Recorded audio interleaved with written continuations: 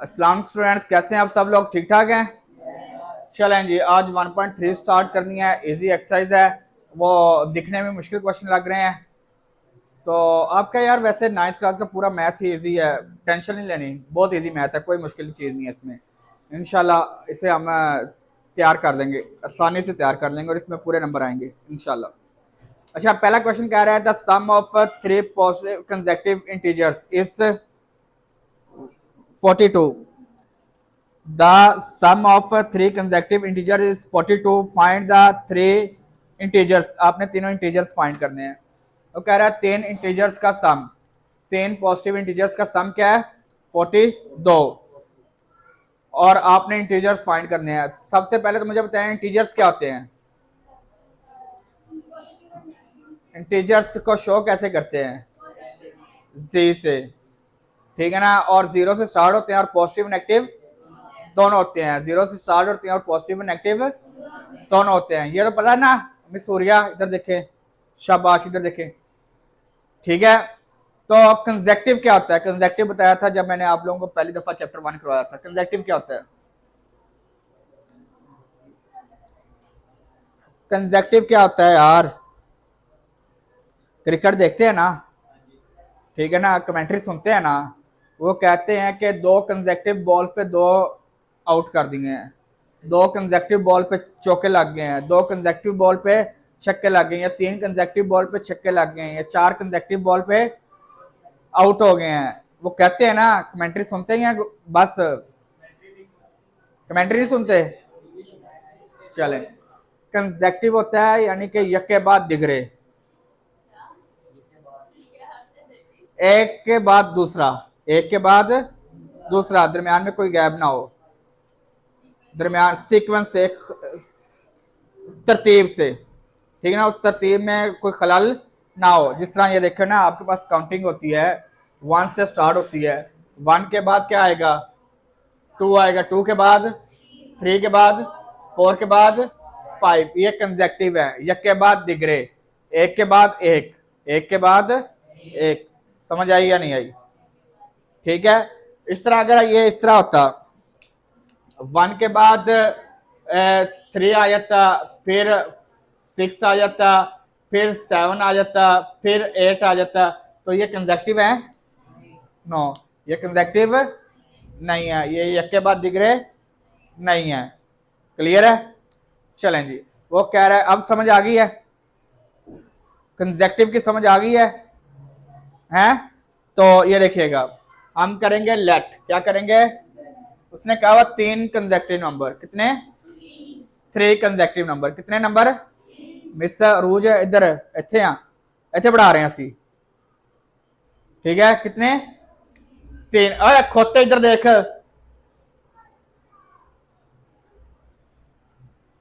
3। First number आपके पास है x, क्या? सेकंड नंबर आपके पास है x प्लस 1। अगर फर्ज किया x हमारे पास 1 है, तो ये क्या आ जाएगा? 2। x प्लस 1, 1 प्लस 1 2 हो जाएगा। अगर ये 2 है तो ये क्या हो जाएगा? 3। अगर ये 3 है तो ये क्या हो जाएगा? समझ आ गई है?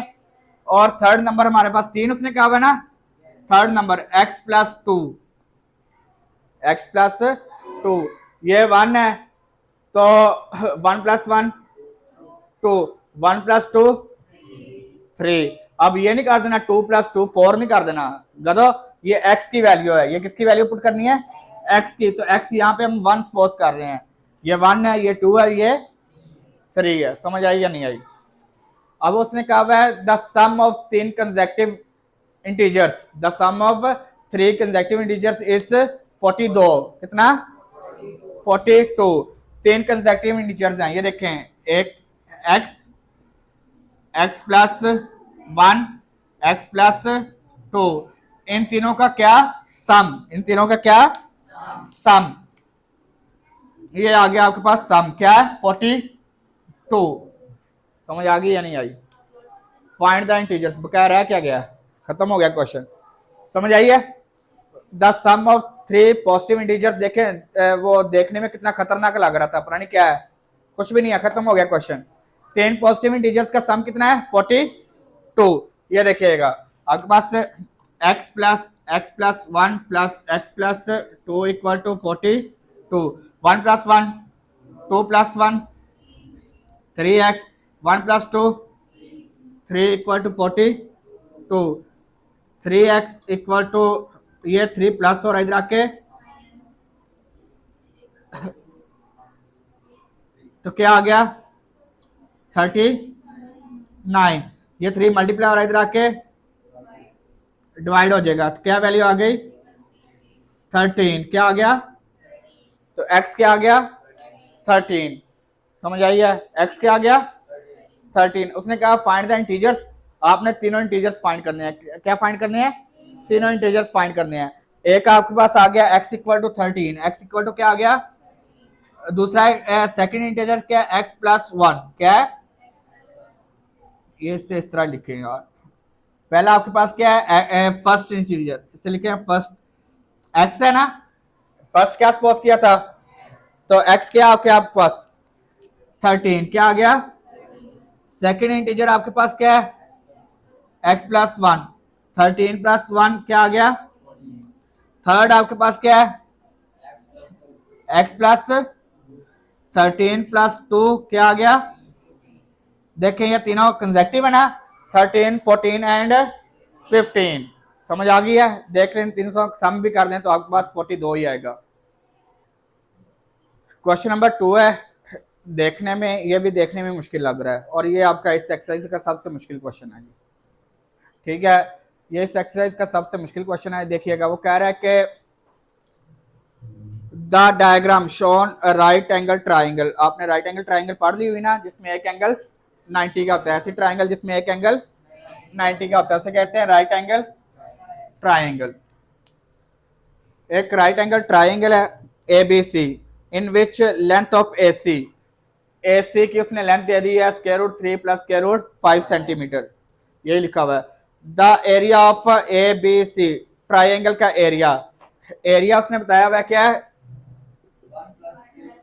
एरिया को आप 1 प्लस 15 सेंटीमीटर स्क्वायर, ठीक है, और उसने क्या कहा हुआ है find the length of AB, find the length of AB, आपने ये इस AB की लेंथ फाइंड करनी है in the form of A plus B square root 3, इस फॉर्म में लेके आना ना, A square root 3 plus B square root 5 की फॉर्म में लेके आना है, A square root 3 and B square root 5 की फॉर्म में लेके आना है आपने इसे, A square root 3 plus B square root 5 के फॉर्म में आपने लिखना है इस क्वेश्चन को, कोई मुश्किल नहीं है, इजी क्वेश्चन है। देखिएगा आपको एरिया ऑफ ट्राइंगल आपने पढ़ा था किस चैप्टर में पढ़ा था, ट्रिगोनोमेट्री में पढ़ा था, चलें पढ़ा था तो अच्छी बात है, मेरे ख्याल से मैंने नहीं पढ़ाया था, ये पढ़ा था। चलें जी देखिएगा एरिया ऑफ ट्राइंगल आपके पास फार्मूला क्या होता है एरिया ट्राइंगल का,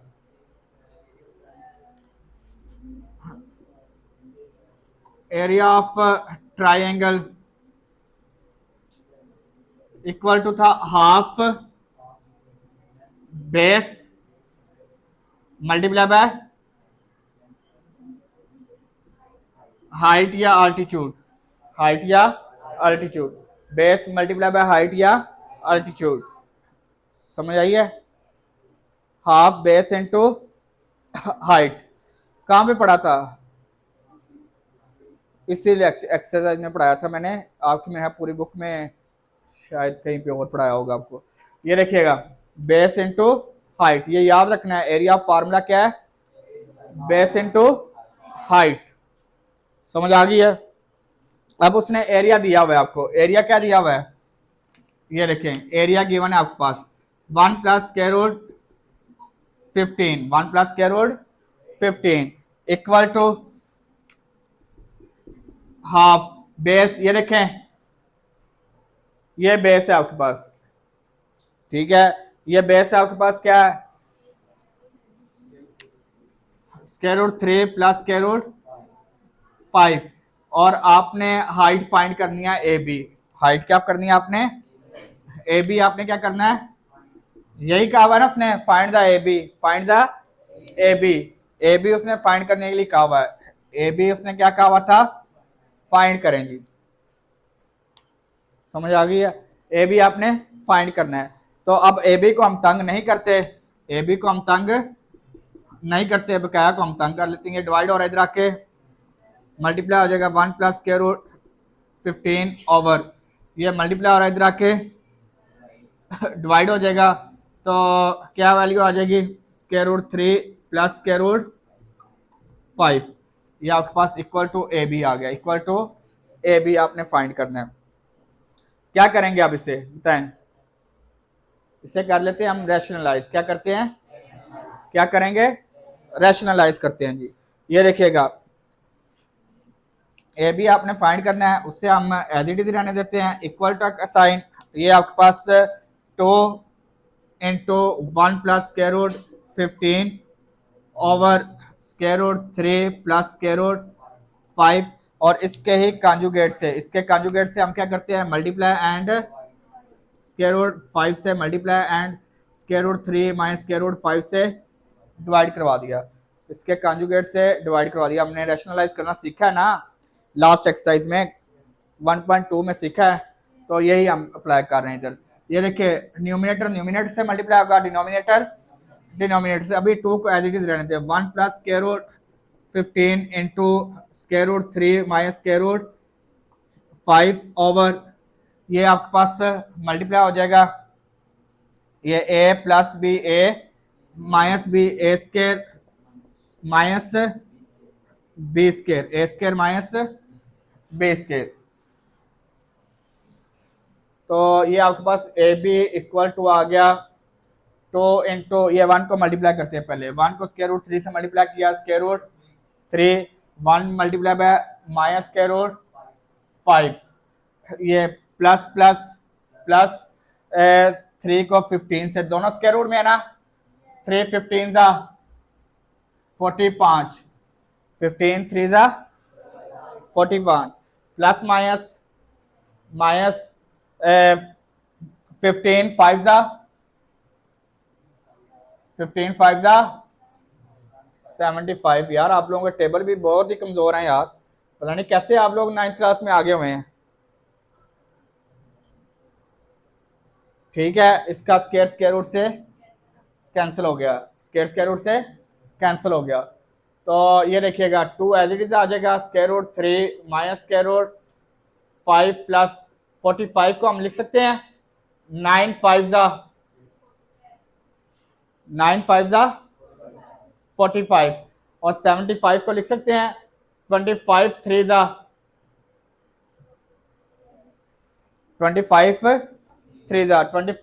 75 और 9 5 जा 45। क्या आ जाएगा, कोई मसला तो नहीं किसी को, ठीक है।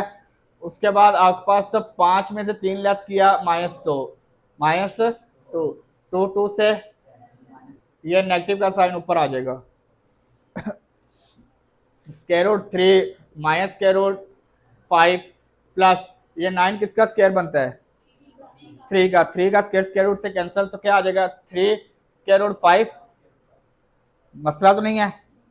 और ये 25 किसका स्क्वायर होता है, 5 का, तो 5 स्क्वायर रूट 3 लिख सकते हैं। हल्की फुल्की तकलीफ हो रही हो तो बता दें, डोज दे देते हैं चलें जी। फिर आपके पास ये देखिएगा माइनस का साइन एज इट इज आ गया। ये अब आपने ना 5 वाले इकट्ठे लिख लें और 3 वाले इकट्ठे लिख लें। ये देखें, ये दोनों 3 वाले हैं और ये दोनों 5 वाले हैं। आपने किस फॉर्म में लिखना है, a plus square root 3, a square root 3 plus B square root 5 के फॉर्म में लेके आना इसे। ये देखिएगा, ये -5 square root 3 plus square root 3 plus square root 3, और आपके पास माइनस स्क्वायर रूट 5 और प्लस 3 स्क्वायर रूट 5, ये इकट्ठे कर लिया आपने। जिसके साथ कुछ ना उसका मतलब उसके साथ 1 होता है, इसके साथ भी 1 है। ये -5 स्क्वायर रूट प्लस 1 है, ये -5 और ये 1 है। 5 में से 1 लेस किया, क्या आ जाएगा 4 स्क्वायर रूट 3, 4 स्क्वायर रूट 3, और ये आपके पास 1 है और ये 3 है, 3 में से 1 लेस किया प्लस 2 स्क्वायर रूट 5, बड़ी वैल्यू वाला साइन आ जाएगा, बड़ी वैल्यू वाला साइन आ जाएगा। अब माइनस को मल्टीप्लाई करते हैं, minus minus plus 4 square root 3 plus minus 2 square root 5, 2 square root 5, ये आपके पास आंसर आ गया। समझ आई या नहीं आई? और बताओ यार, जल्दी से बताओ। हैं, चलें जी, क्वेश्चन नंबर 3 है, इससे भी इजी है। अब ये लेंथी क्वेश्चन था सबका, आपके एक्सरसाइज का, ये इस एक्सरसाइज का सबसे लेंथी क्वेश्चन था। चलें जी, पहले हम क्वेश्चन नंबर 4 करते हैं, फिर इसका क्वेश्चन नंबर 3 करते हैं, ठीक है? छोटा सा वो उस जगह पे पूरा आ जाएगा। Find two numbers whose sum is 68 and difference is 22। Sum होते कहते हैं उसका जमा करें, उसे ऐड करें तो क्या आएगा 68, और उन दोनों का डिफरेंस क्या आएगा 22। तो हम लेट कर लेते हैं, पहले सबसे पहले लेट कर लेते हैं आपके पास x and y be two numbers, x and y आपके पास दो नंबर्स हैं, x एंड y आपके पास दो नंबर्स हैं।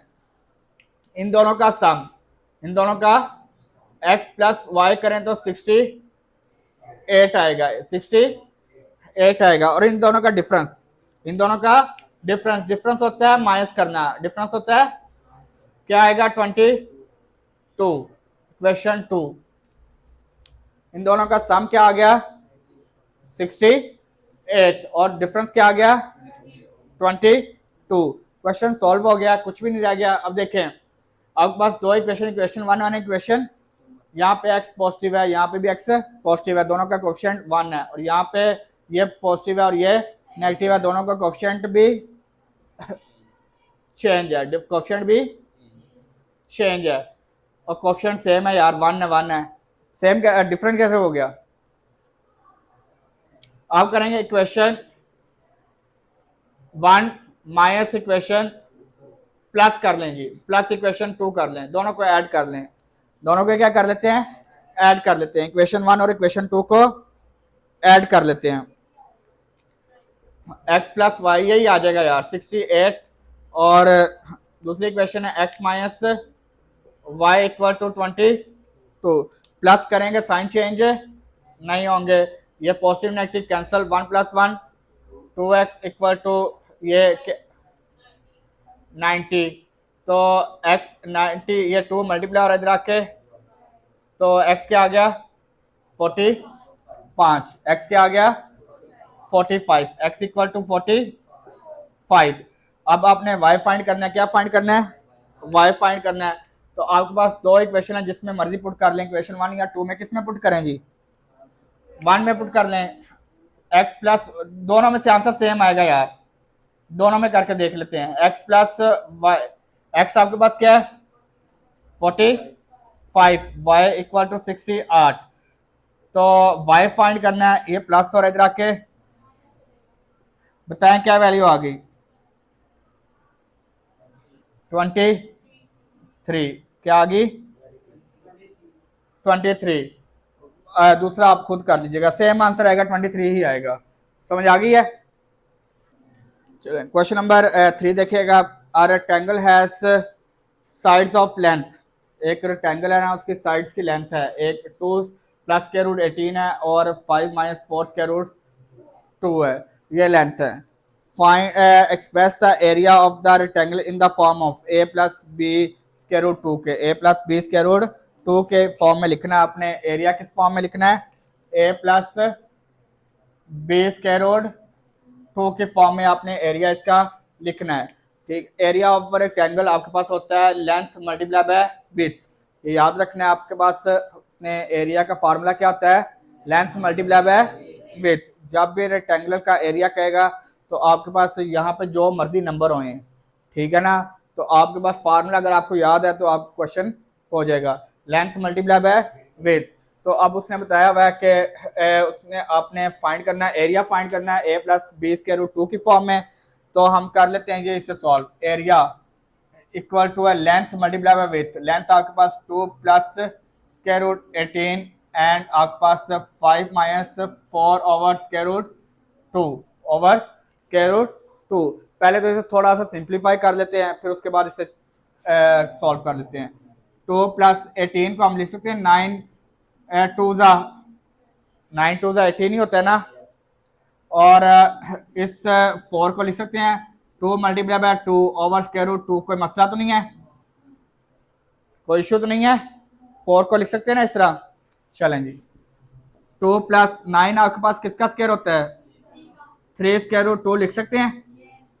और यहाँ पे ना एक चीज़ आपको बताने लगा हूँ, ये आपने ना ज़हन में रख लेना, दिमाग अपने खोल के ना इसे फिट कर लीजिएगा। ये 2 तो एज इट इज़ लिख दिया मैंने, ठीक है ना। इस 2 को, कोई एक 2 को ना स्क्वायर रूट 2 × स्क्वायर रूट 2 लिख सकते हैं। किसी को तकलीफ है तो पूछ ले। ये देखें square root 2 × square root 2, square 2 का स्क्वायर रूट 2 का स्क्वायर। ये देखें ये बेसिकली ये बन रहा है square root 2 × square root 2 equal to है स्क्वायर रूट 2 का स्क्वायर इक्वल टू 2। कोई मसला तो नहीं है। बताता हूँ क्या कर रहे हैं, आपकी ज़िंदगी आसान बना रहा हूँ बकाया, और मुझे कोई शौक नहीं है इतना लेंथ करने का। आपकी ज़िंदगी आसान होगी क्योंकि आपने लिखना है a + b स्क्वायर रूट 2 की फॉर्म में लिखना है। ये समझ आ गई है? ये से इस तरह लिख सकते हैं, कोई किसी को तकलीफ तो नहीं है। चलें जी, ये हमने इसी तरह लिख लिया। ये आपने ना अपने दिमागों में फिट कर लेना है। ये सिर्फ इसके डिवाइड में स्क्वायर रूट 2 है, ठीक है। इसका स्क्वायर रूट 2 से कैंसिल हो गया, स्क्वायर रूट 2 से कैंसिल हो गया। तो अब आपकी ज़िंदगी आसान हो जाएगी। 2 + 3 स्क्वायर रूट 2 5 माइनस ये 2 स्क्वायर रूट 2 आ गया, 2 स्क्वायर रूट 2 आ गया। अब मल्टीप्लिकेशन इजी हो जाएगी हैं। अब कर लेते हैं मल्टीप्लाई। 2 को पहले दोनों से मल्टीप्लाई करते हैं जी। 2 को मल्टीप्लाई किया, 2 × 5 = 10 प्लस माइनस 2 × 2 = 4 स्क्वायर रूट 2। अब स्क्वायर रूट 3 को मल्टीप्लाई करते हैं, 3 × 5 = 15 स्क्वायर रूट 2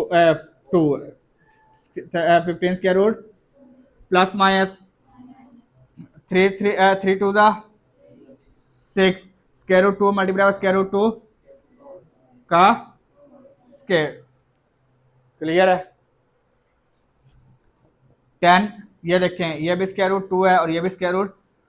15 में से 4 लेस किया, 11 स्क्वायर रूट 2, 11 स्क्वायर रूट 2। और ये आपके पास आ जाएगा माइनस इसका स्क्वायर रूट से कैंसिल 2 आ गया। तो 6 11 स्क्वायर रूट 2 माइनस 12, और ये 12 में से 10 लेस किया, -2 प्लस 11 स्क्वायर रूट 2। समझ आई है? क्लियर है? क्वेश्चन नंबर 4 हो गया हमारा, ठीक है। क्वेश्चन नंबर 5 कह रहा है the weather in Lahore, Lahore का वेदर मौसम, ठीक है। महकमा मौसमियात वाले आ गए हैं जी, वो आपको मौसम का हाल बताएंगे, ठीक है। कह रहे हैं कि the weather in Lahore was unusually warm during the summer, ठीक है। गर्मियों में वो अक्सर गर्म होता है। 2024 the TV news reported temperature as high as 48 degree. अब लाहौर में होना शुरू हो गया हुआ है। कितना डिग्री है? 48 डिग्री सेल्सियस, सेल्सियस नहीं है, डिग्री सेंटीग्रेड है। The TV news reported temperature as high as 48 degree by using the formula temperature Fahrenheit scale। ये सेंटीग्रेड है, सेल्सियस कहाँ पे लिखा हुआ है? किसने कहा सेल्सियस है?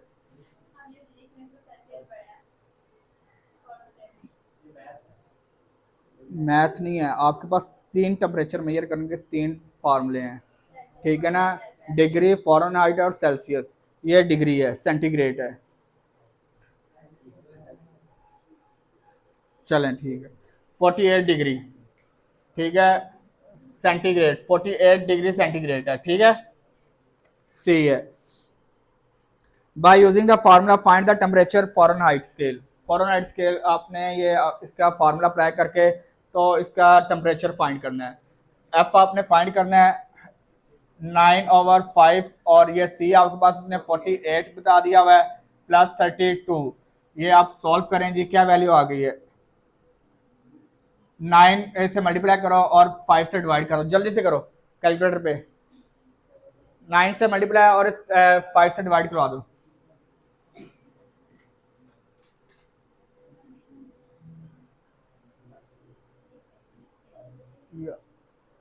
मैंने आंसर देखने नहीं कहा, मैंने कहा क्वेश्चन कितना 36 पॉइंट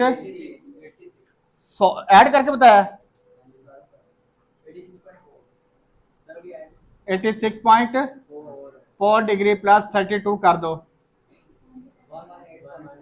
118 पॉइंट। जितना आपको काम कहा जाए ना उतना किया करें। नहीं इकट्ठा क्यों किया? मैंने कहा था इकट्ठा करें। शाबाश आप लोग ना एडवांस ना चलाया करें, जो कहते हैं वहां तक गिरा करें। क्वेश्चन नंबर 6 देखिएगा। क्वेश्चन नंबर 6 में कह रहा है कि the sum of ages of father and son is 72 years. बाप और बेटे की एज का सम है 72 ईयर्स। ठीक है, हम इसे कर लेते हैं father's age plus son's age equal to है इन दोनों का सम, प्लस किया तो 72 आ गया। क्या आ गया? यानी कि हम इसे लिख लेते हैं f plus S equal to 72। समझ आ गई ना? f से फादर और s से सन, दोनों की एजेस का सम कितना है 72। फिर कह रहा है 6 साल पीछे चले जाएं, 6 ईयर अगो, 6 साल पहले, 6 साल पहले। इसका मतलब है कि फादर की एज में से भी 6 साल माइनस कर दें और सन की एज में से भी पीछे 6 साल पीछे चले गए जी, 6 साल पीछे चले गए हम। कह रहा है कि the father's age was 2 time the age of son. जो फादर की एज है ना वो बेटे की एज से डबल थी, 2 टाइम थी।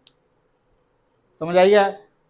दो फादर की एज है वो बेटे की एज से डबल थी। कब? 6 साल पहले। कितने साल पहले? 6 साल पहले। तो यानी कि आज बेटे को 6 साल पहले बेटे को फादर के बराबर आने के लिए इसकी एज को डबल करना पड़ना था, डबल करना पड़ना था ना। तो सन की एज 2 से मल्टीप्लाई कर दें तो वो फादर की एज के बराबर आ जाएगी। समझ आई है? किसी को ये स्टेटमेंट नहीं समझ आई तो दोबारा पढ़ा देता हूँ। ये समझ आ गई? कह रहा है कि देखिए क्वेश्चन बड़े, कह रहा है द 6 ईयर अगो, 6 साल पहले, यानी कि फादर की एज में से भी 6 साल कम हो गए और सन की एज में से भी 6 साल कम हो गए। 6 साल दोनों की एज में से कम कर दिया तो वो कह रहा है father's age 2 time age a son, यानी कि जो फादर की एज है वो सन से डबल थी। ठीक है, तो इसका मतलब है कि फादर की एज सन से डबल थी, तो सन की एज को डबल करेंगे। फर्ज किया अगर हम इसे इस तरह सपोज कर देते हैं कि 6 साल पहले फादर की एज 50 साल थी तो बेटे की एज कितनी थी? 25 साल। कितनी थी?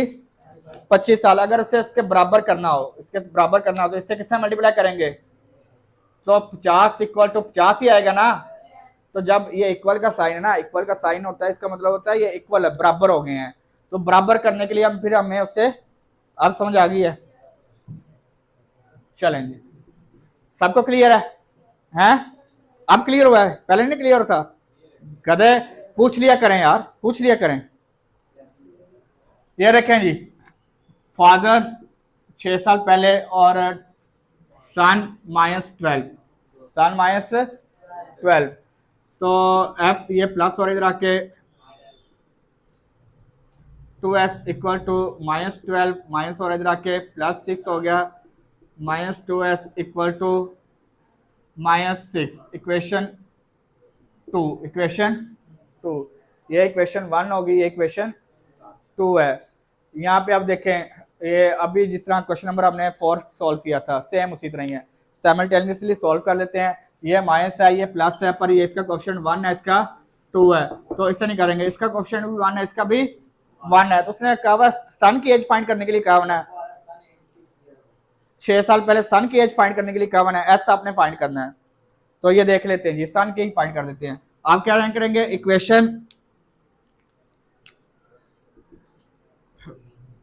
1 माइनस इक्वेशन 2 कर लें। इक्वेशन 1 में से इक्वेशन 2 को माइनस कर देते हैं। इक्वेशन 1 आपके पास क्या है, father plus son equal to 72, father minus 2 son equal to -6। 2 son ना, डबल थे ना, ये अब सब्ट्रैक्ट कर रहे हैं। जब ऐड किया था तो साइन चेंज नहीं हुए थे, अब सब्ट्रैक्ट कर रहे हैं तो साइन चेंज हो जाएंगे। साइन चेंज, ये पॉजिटिव नेगेटिव कैंसिल हो गया। 1 प्लस 2 3s, 72 प्लस ये 78। आपने s फाइंड करना है, s इक्वल टू 78/3 मल्टीप्लाई इधर आके क्या वैल्यू आ गई, जल्दी से बताएं।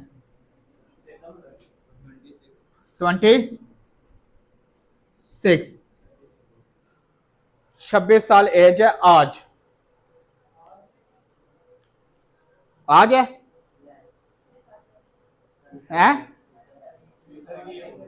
यही आंसर है,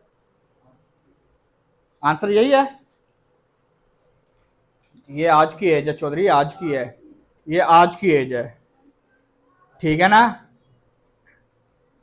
ओके, ये सन की आज की एज है, तो हमने कब की फाइंड करनी है, सन्स एज 6 साल पहले।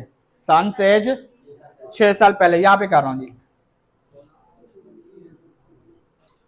सन्स एज है 20 आ रही है ना, आज 26 साल है, 6 साल पहले 26 में से 6 लेस किया 20 ईयर्स। समझ आई या नहीं आई, क्लियर है, पक्की बात है। चलें जी, नेक्स्ट क्वेश्चन है जी आपके पास, क्वेश्चन नंबर 7। क्वेश्चन नंबर 7 में क्या कह रहा है, कह रहा है कि Mirha bought a toy for 1500, cost price है जी। मिरहा ने ना एक खिलौना खरीदा, कॉस्ट है, कॉस्ट ऑफ टॉय 1500, और उससे उसने बेच दिया। Selling price of toy equal to है 1520। What is the profit percentage, what was her profit percentage, percentage of profit. आपने क्या करना है, फाइंड करना है। इजी क्वेश्चन है, कुछ भी नहीं है इसमें नई चीज। आपके पास फार्मूला लिखवा दूं या चलें यार, ये लिखें। परसेंटेज ऑफ प्रॉफिट आपने फाइंड करने के लिए ना सिंपल सा फार्मूला होता है, सेलिंग प्राइस, ये याद रखना है, selling price minus cost price divide by cost price.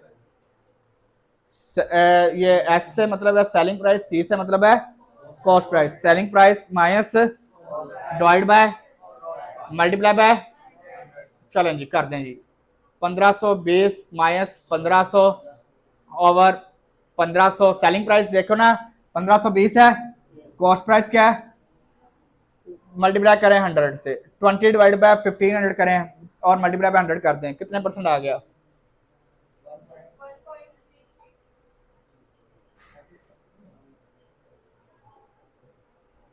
1.33% जी, 1.33% है, 133 नहीं 1.33% है। और 20 रुपये प्रॉफिट हो रहा है, तू 133%, 133% का पता है की मतलब होता है गधे, 133% का मतलब क्या होना था, मतलब होना था उससे ना, उसने 1500 का खरीदा है, 1500 का खरीदा है और तकरीबन, ये दिखाओ कैलकुलेटर बताऊं कितना होता है, 3495, 3500 रुपया बेचा उन्हें। ठीक है ना, 133% का मतलब होता है उन्हें 3500 का बेचा। ठीक है, नेक्स्ट क्वेश्चन क्या है, क्वेश्चन नंबर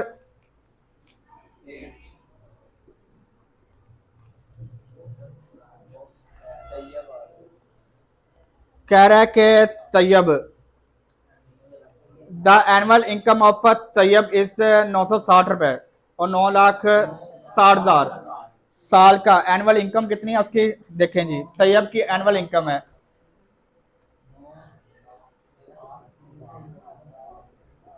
9,60,000 है जी। तैयब की एनुअल इनकम कितनी है 9,60,000। फिर कह रहा है कि while the exempted amount is 1,30,000 tax exemption है जी। टैक्स एग्जम्पशन कितनी है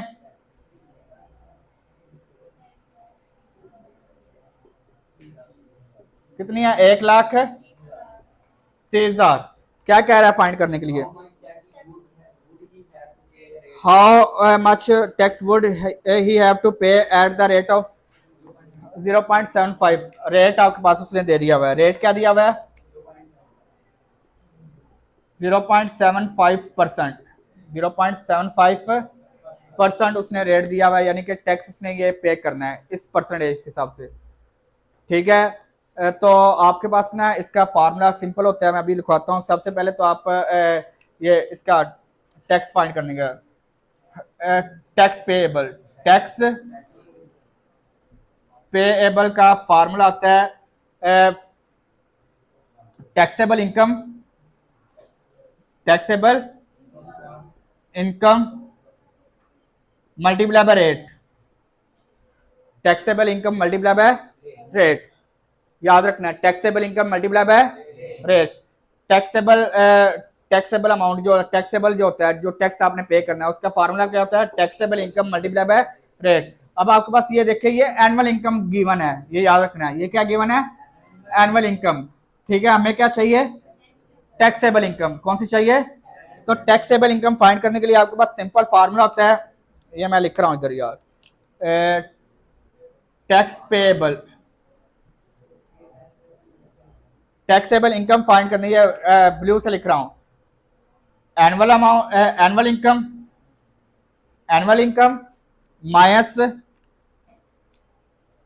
exemption, tax exemption minus tax exemption multiply by rate, multiply by rate, ये आ जाएगा।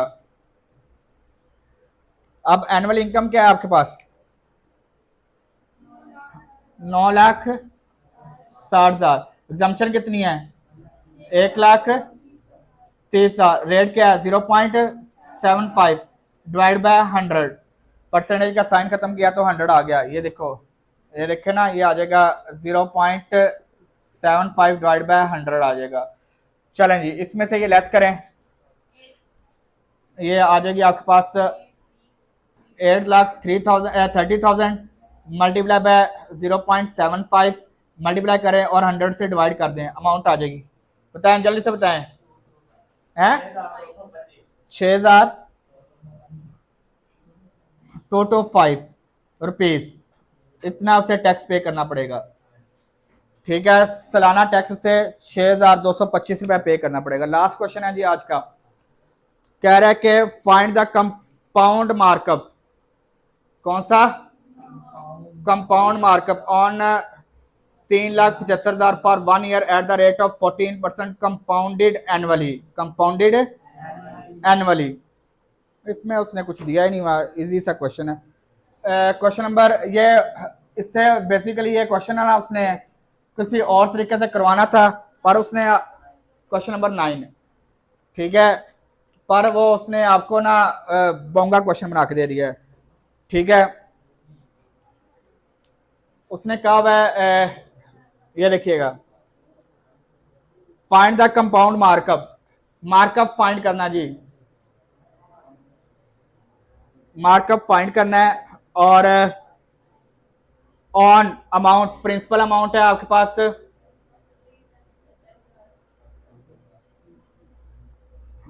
3,75,000 रुपीज। ठीक है, एंड फॉर 1 ईयर, टाइम आपके पास है 1 year, at the rate R आपके पास यानी कि आई है, उसने बता दिया हुआ है 14%। ओके, तो आपके पास ना सिंपल फार्मूला इसका होता है 1 ईयर के लिए ना कंपाउंड मार्कअप का फार्मूला आपके पास ये लिख लीजिएगा। कंपाउंड मार्कअप का फार्मूला 1 प्लस आई पावर एन पे इंटू 1 प्लस आई पावर एन, यही आपका 1 साल के लिए है, यही फार्मूला जी है। पे इंटू 1 प्लस आई आपके पास है, आई आपके पास रेट है 1 प्लस आई, आई आपके पास क्या है रेट है, परसेंटेज है 14 डिवाइड बाय 100 कर दें। एन आपके पास क्या है टी, टी यानी क्या एन, एन आपके पास क्या है 1, एन क्या है 1। प्रिंसिपल अमाउंट कितनी है 3,75,000, 3 लाख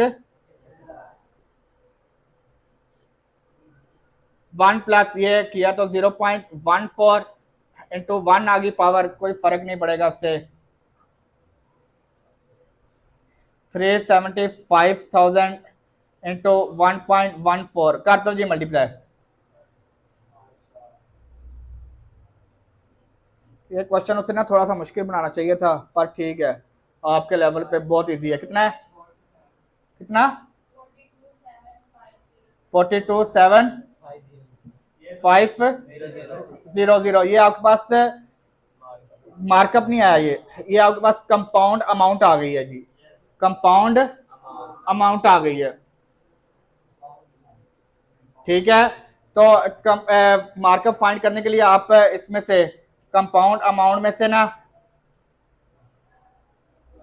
कंपाउंड अमाउंट में से प्रिंसिपल को माइनस कर दें, कंपाउंड अमाउंट से प्रिंसिपल को माइनस कर दें। मार्कअप के लिए